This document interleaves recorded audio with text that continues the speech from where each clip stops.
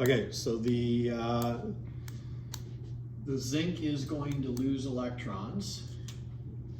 Okay, so that piece of zinc, it's going to lose electrons, turn into zinc ions. Okay, and Cindy, what's the oxidation potential for that? Zinc is 0.76. Okay, so it's a positive 0.76 volts. Okay, copper's oxidation potential was negative 0.34. Yeah. Negative 0.34 volts. So we got a piece of zinc that wants to lose electrons, will lose electrons more easily than copper will, because copper's oxidation potential is negative 0.34 and zinc's is positive 0.76. So we know the zinc is going to lose the electrons. They're going to flow across to the piece of copper. So we'll just put a voltmeter here that we could use to measure voltage. We take a conducting wire. Okay, we could use a conducting wire like this. Okay, clip this onto the end of our zinc, join it up to the voltmeter, get another wire back to the copper.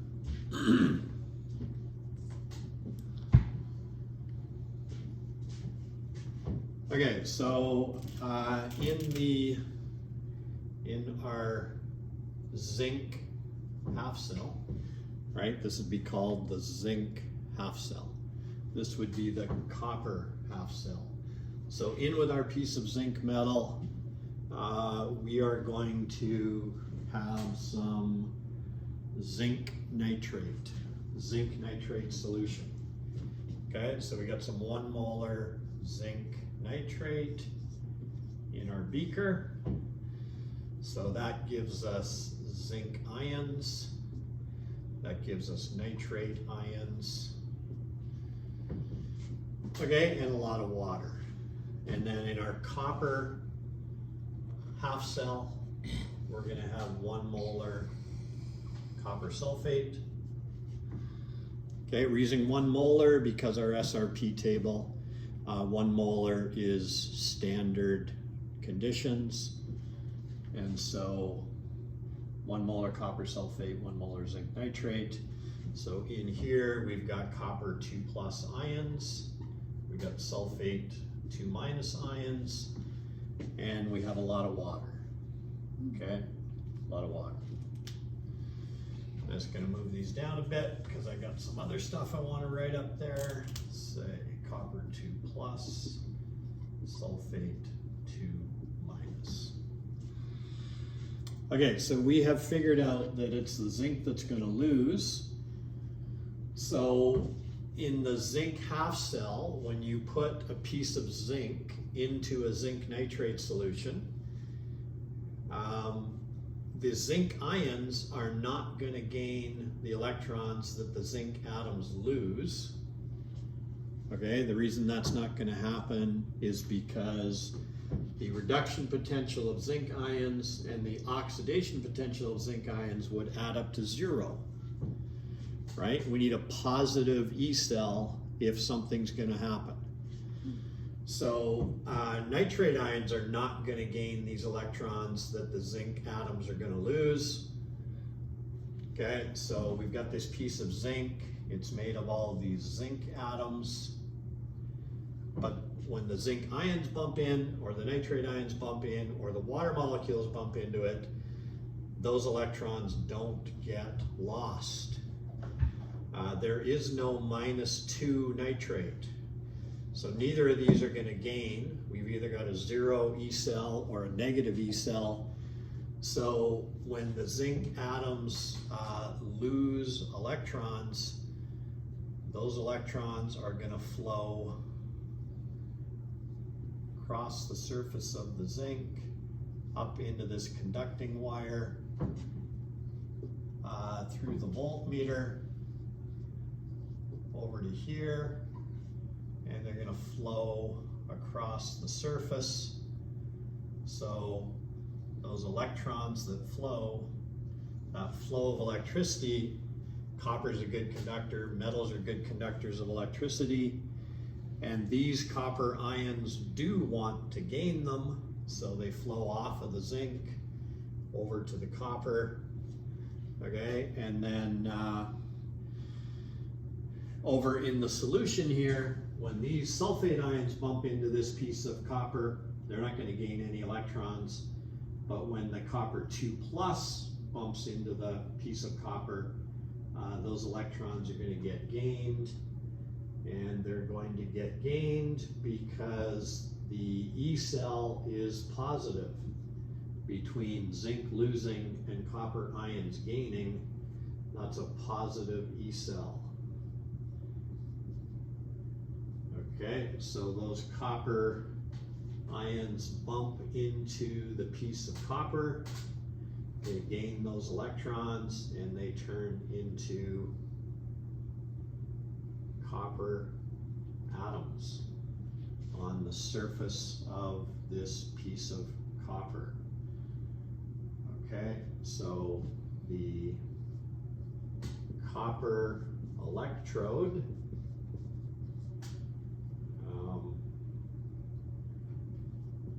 gets heavier as the cell operates. Why does it get heavier as the cell operates? Because copper ions plate out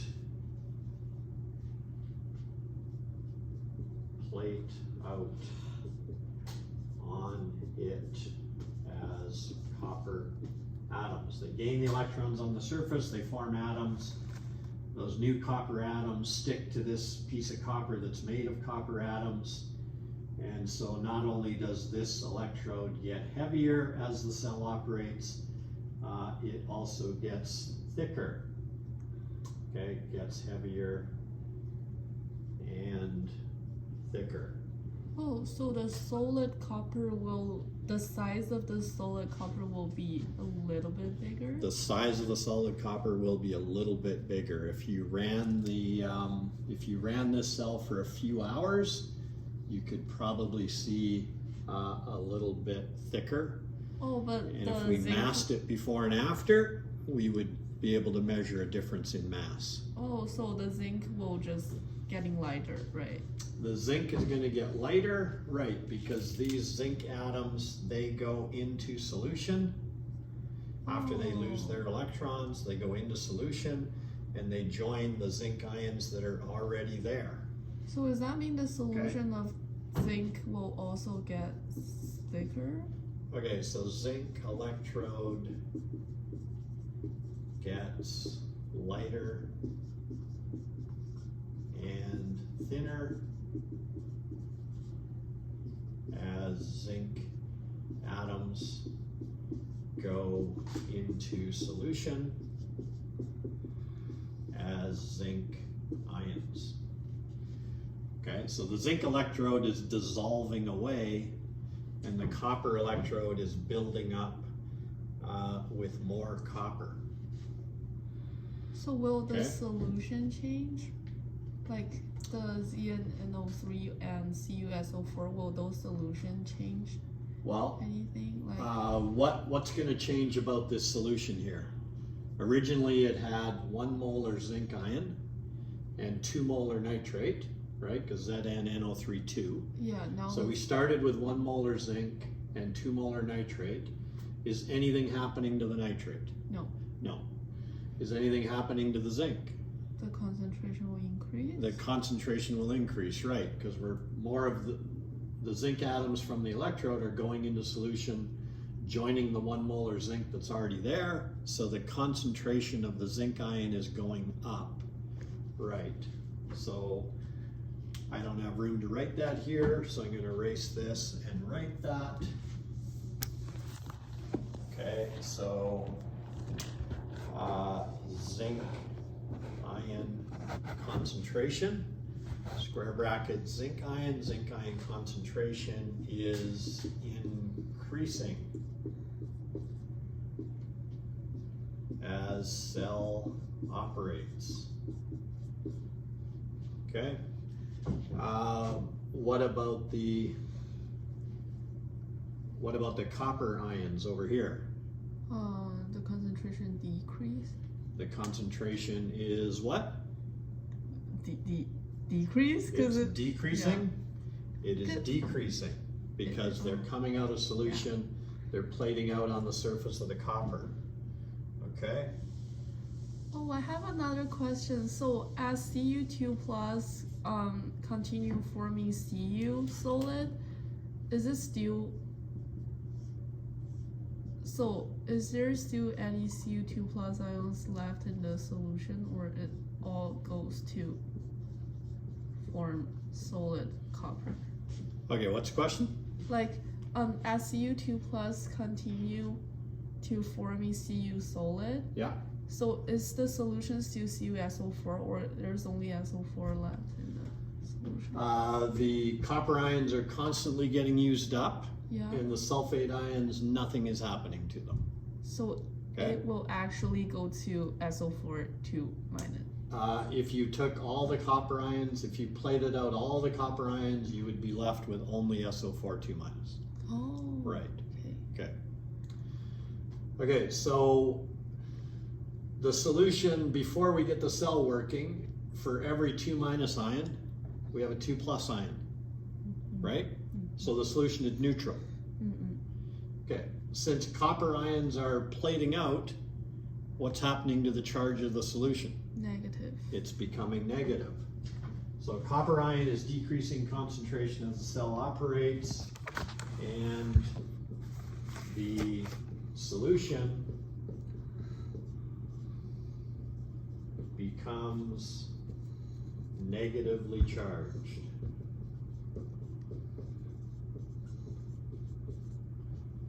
Okay, how about this solution over here? Positive.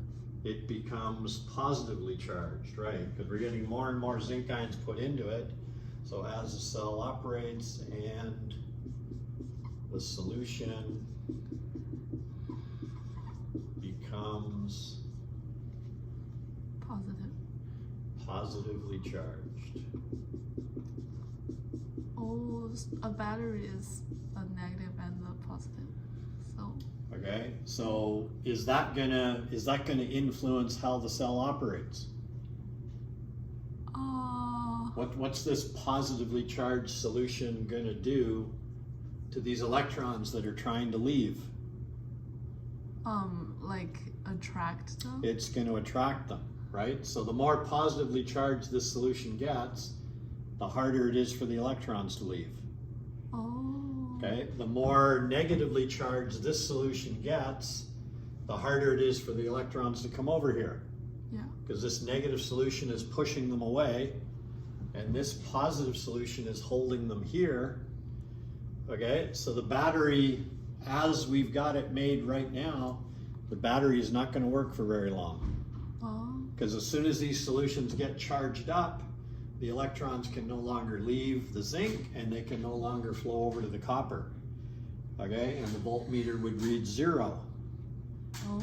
Okay, so to prevent that from happening, we have to add another piece to our cell.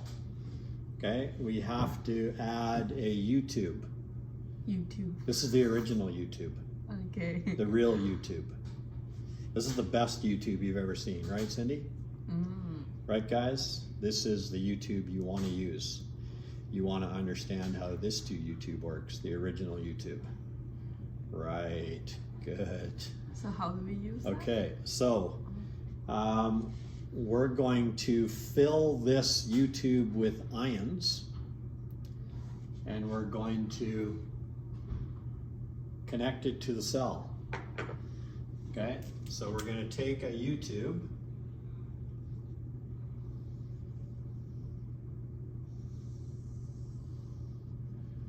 okay, so that's our YouTube.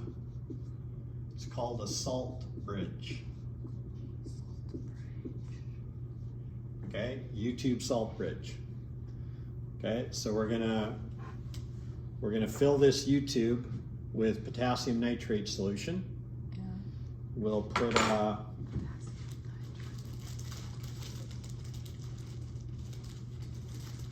after we fill it up with potassium nitrate, we'll put a cotton swab, cotton ball in each end of it, so that the potassium nitrate can't pour out, so that just the ions will kind of slowly pass out.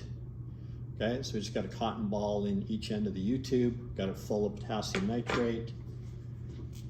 Okay, so I'm not going to draw the cotton ball, but anyway, we're going to put U-tube salt bridge of KNO3AQ. Okay, and the reason we're using KNO3, K plus has a very very negative reduction potential, negative 2.93. So the K plus is not going to reduce, and our nitrate is not going to oxidize, especially when we don't have any acidity. We don't have acidified nitrate. Okay, so this solution is becoming positively charged. So the negative nitrate ions from the salt bridge flow into here to keep the solution neutral.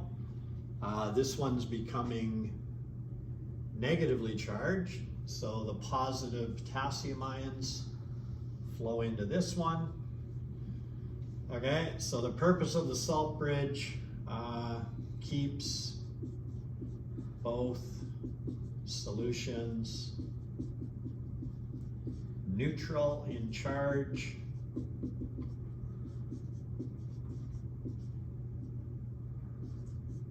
allowing the cell to continue operating.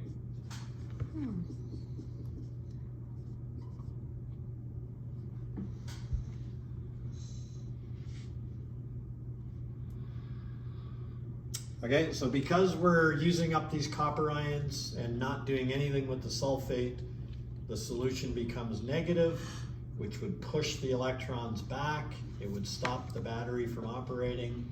So these positive ions in this U-tube salt bridge are going to flow into here. Here the zinc atoms are dissolving into the solution, so we're getting more and more zinc ions. Nothing's happening to the nitrate. So it's getting positively charged, which holds the electrons on. So we need to keep this neutral, so the negative nitrate from the salt bridge flows in, keeps it neutral, electrons can continue flowing. The battery is going to work until we run out of zinc. Okay, if the whole zinc electrode dissolves into the solution and turns into zinc ions, then we don't have anything that's going to oxidize anymore. So the battery would be dead at that point. Okay, or if we used up all the copper ions from the 1 molar copper sulfate, if they all got used up, then we don't have anything to gain electrons anymore. We don't have a reduction potential, so our battery would be dead. Okay, batteries don't last forever. Even if they're rechargeable, they don't last forever, but because every time you recharge a battery, you're not able to convert all of the products back to reactants. Maybe you're missing like 0.1% every time, and so over the years, a rechargeable battery will eventually not recharge either. Is this how our phone charge works, or is this what? Our phone charge works Yeah. like this? Yeah. Now your cell phone, well, newer cell phones have lithium-ion batteries. And they don't need solutions. The chemical reaction is not this reaction, but this is, cell phone batteries are rechargeable. So the redox reaction is reversible in the case of a rechargeable battery. Yeah. These aren't the chemicals your cell phone would use, but it's a redox reaction in your cell phone. The battery is redox. Okay, so we got to have that salt bridge. Okay, Okay, so Cindy and I are gonna build this battery here. Once we get it put together, we'll show you how it works.